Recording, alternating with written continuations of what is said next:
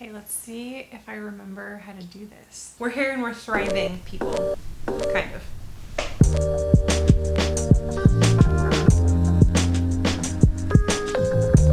What is up, you guys? Welcome back to my channel. It has been a while since I posted. I think it's been a year since I posted my last video. I would apologize, but it's kind of a sorry not sorry situation because so much has happened in my life in the last year that I am not apologizing for the fact that I did not post a YouTube video in the midst of all of that chaos. So for those of you who don't know, my name is Kaylee. I'm an exercise scientist. I study the gut microbiome and I'm a doctoral candidate now. Yay! I'm not a student anymore, it's so great, but I'm getting my PhD right now in exercise science. I've got 1 year left to go, cross your fingers. So I typically will post videos about health, fitness, the gut microbiome, gut health, and my PhD journey, and just other things that I randomly want to talk about. We have to do the YouTube things, I guess. I haven't done this in a while, so if you like this video, please give it a thumbs up. And if you want content like this, I love talking about poop, and that's probably not a great way to start this video. But if you like talking about poop and gut health and exercise and workout clothes, then please subscribe to the video or the channel. I'll say the last year has been the hardest year of my life. And because of that, I went into, especially this last probably 8-9 months, really kind of minimizing and almost sort of like Marie Kondoing my life. I'm going through a lot and I wanted to make sure that I prioritize the things that were really important to me, and unfortunately making YouTube videos was not the most important thing to me. However, I'm kind of coming out of that 9-month, 10-month, 12-month wave of craziness, and I'm getting some sort of semblance of normalcy and consistency in my schedule, and quite frankly, joy again in my life, to the point where I want to and I'm motivated to make videos again. I have a lot of ideas of what I want to post on in terms of like exercise science content, things like that. But before I get into that type of stuff, I figured it would be good for me to post a couple of videos kind of giving you updates. I say a couple videos because a lot has happened in my life, and mainly 2 big things have happened in my life. And I feel like one video would be like way too much overload to share with you all. It would be a lot to kind of digest. So I'm going to break it up into 2 different videos where we talk about what's going on, or what has been going on in my life. I think the best place to start is school. So I've posted a couple of videos kind of just updating you guys on my journey. I haven't done it in a while, obviously, so I figured that it would be good to kind of catch everybody up. The last video that I posted about my PhD journey, at that point, I believe I had just switched advisors, which seems like a lifetime ago. Suffice it to say, a lot has happened. A lot of good things, a lot of really good things, but a lot of really hard things too. At the end of 2019, I changed advisors because my old advisor had left to go to another university. It was a very bittersweet moment, time. It's very catastrophic when someone has to change advisors in a PhD program because they walk with you every single step of the way from every one of the milestones that you have to go through to get a PhD. So to lose your advisor basically means that you have to start from scratch. So I was happy for my old advisor. Obviously, it was a great opportunity for them, but I was also really scared because I had spent 2.5 years working with this person, developing what I was expecting to be my dissertation. And when this person left, I was like, what am I supposed to do? I had to start from scratch. So at the beginning of 2020, I fortunately found a new advisor, and I am working with them still, and I love them so much. Like, I have had such a great experience. The whole thing has just been so wonderful. However, if you noticed, I said that I started working with them at the beginning of 2020. What happened in 2020? It's just like one thing after the other, honestly. It was really hard to start with a brand new advisor and then have a pandemic hit. Most of 2020 was me and my advisor. Basically, I had to start from scratch. I was working in exercise oncology, and I had to completely, I don't want to say completely, but like 90% of the way, like scrap my old dissertation idea and start from scratch. And at the beginning of the pandemic, I thought, well, this is great because, I mean, it's not great. Nothing about it was great. But the silver lining was, well, at least I'm going to be working from home, so I'll have less distractions. There were less in-person meetings, there was less travel time to and from school, and I could allocate that time to working on my lit review, kind of formulating this research idea, which requires a lot of writing and reading. And for the first 6 months of the pandemic, it was great. I was working with my advisor remotely. We were submitting a bunch of grants to get funding for my project. We got a lot of funding for my project, which was awesome. We wrote papers, like everything was great. But then we kind of reached a standstill where I had to submit the protocol to the review board at school, basically saying that I'm not going to hurt anybody. It's like a safety protocol, and they have to approve it before I can take what's called my candidacy exams or my qualifying exams. The qualifying exam process, I'll explain in a second, is like a big milestone in your PhD. But in order to do that, you have to have your protocol put in place saying like, yes, once, the second that you're done with the first part of the candidacy exams, before you propose your dissertation to your committee, you have your protocol put in place so you can start collecting pilot data. I submitted my protocol to our review board like in November of 2020, and I want to say I think it got accepted at the end of July in 2021. It takes a long time to get approval, obviously, because they've got a million studies to go through, and they obviously, every review board at an institution is really thorough because they want to make sure that you're not going to hurt anybody. So it takes, 4, 6, sometimes 8 weeks for stuff to get through. But I think because of COVID, they were really backed up and they were prioritizing COVID research, which of course we needed to do. As a result of all of that, it took like 6 or 7 months for me to get my protocol approved. It was fine. I thought, whatever, like there's nothing I can do about it, so I'm just going to kind of roll with the punches and see where it goes. When the summer came around and everything got approved, then I finally was able to schedule my candidacy exam. I scheduled to do my first part of the candidacy exam at the end of the summer, right before the school year started, and then my second part would be like in the middle of the semester. That didn't happen for personal reasons that I will talk about in the next video. Because of that, I had to push things back a couple of months to wait to take those exams. I had to forego some side projects I was working on, postpone some papers I was writing with people, and really just focus on like the bare bones of what I needed to do for school, which was at the time this exam. So I ended up actually taking the first part of the exam in October, the second part of the exam in December, like literally the last day of the semester. I passed with contingencies, and now I'm a PhD candidate. Let's back it up a little bit. What does it mean to become a PhD candidate? Basically, in your PhD, you have like part 1 and part 2. Part 1 is when you're a PhD student, and part 2 is when you're a PhD candidate. Now, every school is different, every department is different as to how, like the benchmark that they put in place to qualify you as a student transitioning to a candidate, but you have to do some sort of candidacy exam process in order to start your dissertation and then to graduate. At my school, there are like GPA requirements. You have to have a committee, a guidance committee, which is basically 4 to 5 people aside from your primary advisor who know a whole lot about each of the different facets of your dissertation. So I do exercise science. So let's just say that I was going to do a study on seeing how resistance exercise improves the molecular response in muscle in people with type 2 diabetes. I would get people on my committee who know a lot about exercise and resistance exercise. I would get a person who knows a lot about muscle physiology. I would get a person who knows a lot about type 2 diabetes, and then I might get a person who knows a lot about statistics, for instance, because statistics are really big in research. You spend about a semester with them, meeting with each of those people weekly or bi-monthly, just depending on what you guys decide, and you go through the literature in that particular area of that person's expertise. Sometimes your committee members will have you write things up. Maybe they might have you write a paper or like a small lit review or something. Maybe they might have you present stuff to them in kind of an informal setting, but the goal is for you to become well-versed in that area of research.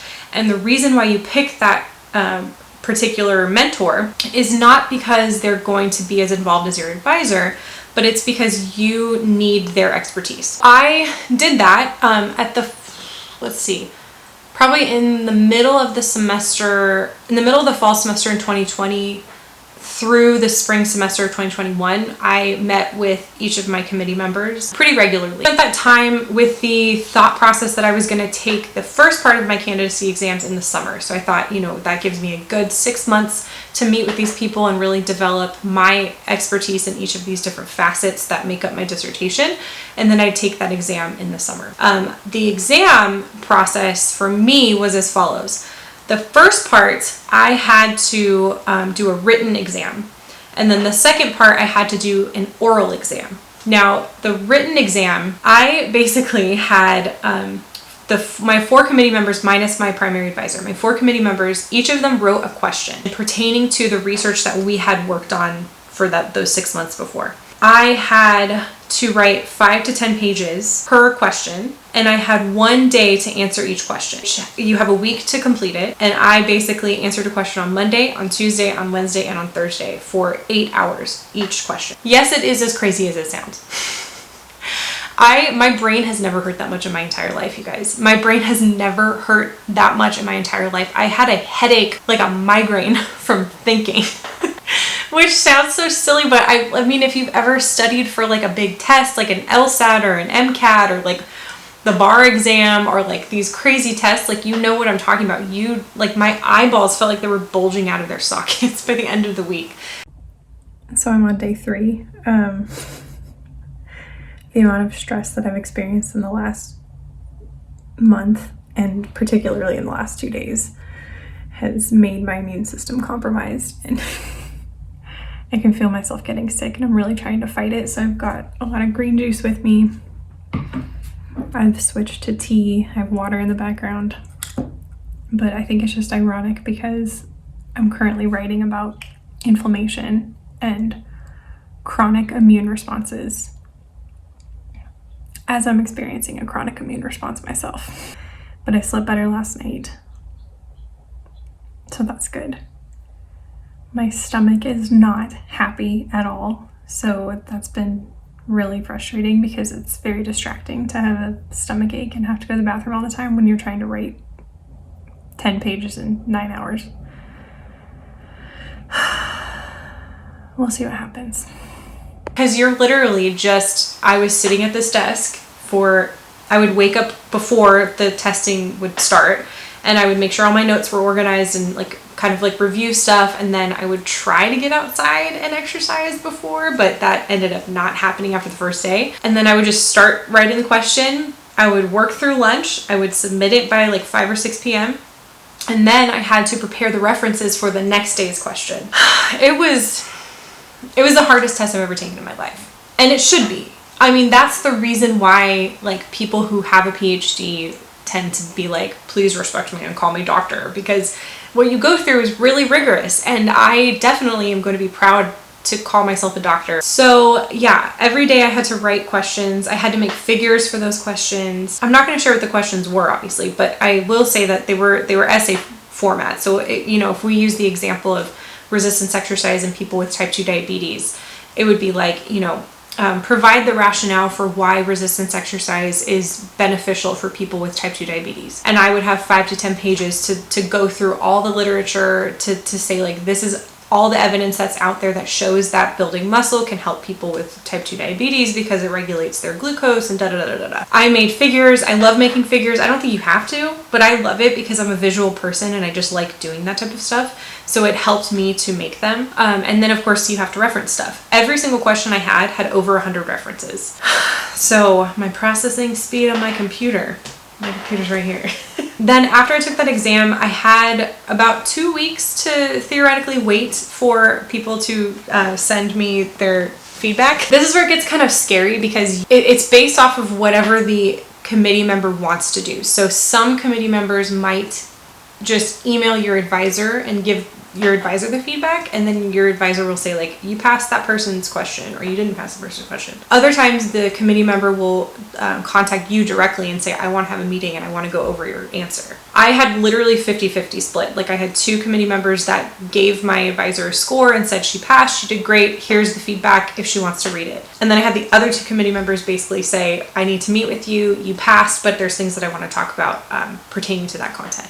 And as you can imagine, I did really well. well on the stuff that I was good at, and I needed to talk through more of the stuff that I wasn't as proficient in. I have to say though, I'm very proud of myself for how I handled that, because half of my dissertation is on a topic that I am not familiar with, that I did not do master's work or undergrad work in. The other half I know a lot about and I feel really confident about it, but I had to change my topic like halfway through basically my time at this university, and I have been so engulfed in the metabolism world and the exercise physiology world, and I had to step out of that and go into the neuroscience world, which is not an easy thing to do. So I was definitely proud of myself. I'm gonna pat myself on the back right there. So I passed, but I passed because my average score was above passing, if that makes sense. So you get scored out of 5 at my university for each of the tests, or each of the questions. I got 2 5s, I think a 3.5, which is passing, and then a 2 out of 5. And because I got a 2 out of 5, it doesn't necessarily matter because the whole thing averaged out and I passed and I was fine. But that particular committee member and my advisor wanted me to rewrite that question. Now, I am both happy that I did it, grateful for the experience to like review all of that content, because it was the neuroscience heavy question and I didn't know that much about it going into it. But I was also super annoyed because right after you finish your part A, if you pass, then you start working, or not start, but you move back to your dissertation proposal, and you have 60 days to write your dissertation proposal. Or no, I obviously wrote my dissertation proposal before, but to finish writing your dissertation proposal and send it to your committee and have them send it back to you and make sure that, everybody's on the same page. And then you schedule a time to meet with your committee and you complete part B, which is an oral presentation of your dissertation proposal. And then your committee at that time can decide, yes, this study is ready to go. We give you the thumbs up. You are a candidate. You passed B. Part B. Or they can say, no, there's way too many issues here, or there's like a big issue here with the research methodology that you need to fix before you can move forward. Or they can say, you suck, you're like, bye. You're kicked out of the program. Most of the time, that last option won't happen, but obviously it does happen. The reason I was annoyed that I had to rewrite the question is because I essentially had to spend the next 2 months finalizing my dissertation proposal and sending it out to my committee and getting feedback. So I had to make revisions while at the same time rewriting this question. There was some negligence on my part, like I referenced things incorrectly and stuff like that. There were some holes in my knowledge, gaps in my knowledge that I'm happy I was able to kind of fill a little bit more. But at the end of the day, there was just some conceptual differences in the sense that like this particular question and this particular topic is probably like least related to my primary aims in my dissertation. So it was really hard for me to tie in the theoretical concepts that I had laced throughout the answer with my dissertation. And so I really went back and forth with my advisor, this committee member, and myself like for like 2.5 months of how is this related and like what's the outcome going to be, da da da da. It was a really important process. That's a very important aspect of science, is to talk to other people about a particular topic. So your dissertation or some sort of research, and you debate about it. And as you're debating about it, you're like molding and shaping the idea to make it better. So I was happy in that respect, but on the other end, I was like, oh my God, can I please just be done with this question? Can I please just be done with this question so I can move on? Like I passed. I've had a really rough couple of weeks preparing for one of the pieces of my qualifying exam, the written proposal. I haven't washed my hair in like 3 days. I didn't leave the house. I literally did not leave the house for 2 days, Friday and Saturday. And I had meetings with my advisor this past weekend twice a day for the last 3 days over Zoom. And it's all just trying to make sure that this proposal is right, is good. I've just felt so incredibly overwhelmed in the last 2 or 3 months because I think I don't know, maybe I wasn't prepared. I didn't expect my qualifying exams to be this strenuous. I knew that part A was, and I feel like I put so much emphasis on my part A. I did really well with it, and then when I finished, I thought, whew, I'm done. I can take a load off. And not really realizing that I was going to have to put in a lot of time into my proposal. And I did put in a lot of time before my part A, but I just don't think it was enough. The other issue that I have that I'm really dealing with and trying to work through right now is this perfectionist mentality that I get myself into, where I want things to be so perfect that I overanalyze every single sentence of a proposal or a grant or a paper.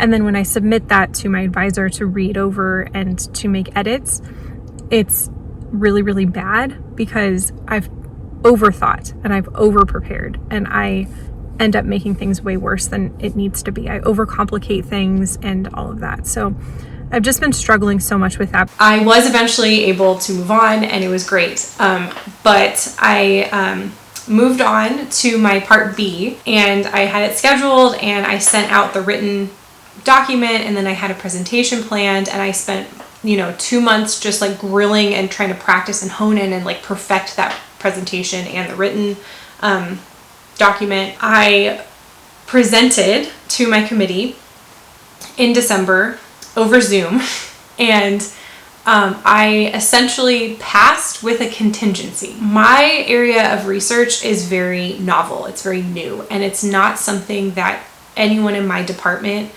is an expert in, and really there's no experts in this area yet because it's so new. Because of that, there were some discrepancies as to how I developed how I had laid out my aims, which are basically like the purposes of my dissertation, and how I was going to do my statistics. And I have to be honest with you, the reason I'm smiling is because I'm still trying to figure that out as I go. It's been the most chaotic thing because usually you have like your aims are laid out, your statistics are solid, and you move on. But for me, we're kind of like building the cart before the horse. I'm basically trying to pave a new path in this research field and do so in such a way where the statistics are sound and the research methodology is stable. So when I proposed my dissertation, my committee was basically like, it's great, we love the idea, you put a lot of work into it, like, the writing is awesome, but we have issues with the stats and with the aims, so we need you to revise those before you can start collecting data. So when I thought I was going to have a Christmas break,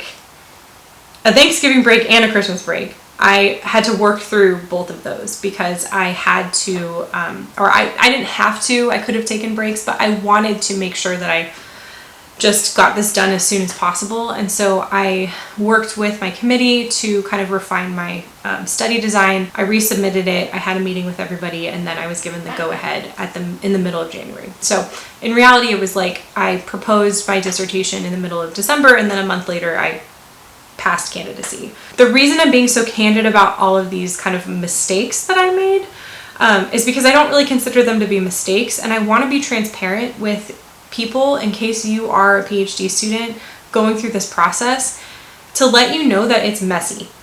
It's messy, and sometimes you pass and like nothing happens and it's fine, and like that's awesome, and I wish that was the case for me, but at the same time I don't. Like, the way that I went through my candidacy process was messy and it was chaotic, but it was necessary for it to be messy, because in that messiness and that chaos, I learned so much more, and I was able to refine my study a lot more, and it's going to be better at the end. Now, could it have happened differently to where it wasn't so stressful? Probably, but I was also going through very like big things outside of school that really just knocked me off my feet, that made it so that I really had to shuffle around and kind of reshuffle my schedule for my PhD and my focus and basically my entire life. I want to get to that in the next video because I think that this video is probably going to be long enough already, but I appreciate you sticking around, and I'm so happy to be back. And as I said at the beginning, if you like this video, please give it a thumbs up. And if you have any questions about the candidacy process, I'm so happy and so willing to talk to you about it. You can email me, you can comment down below.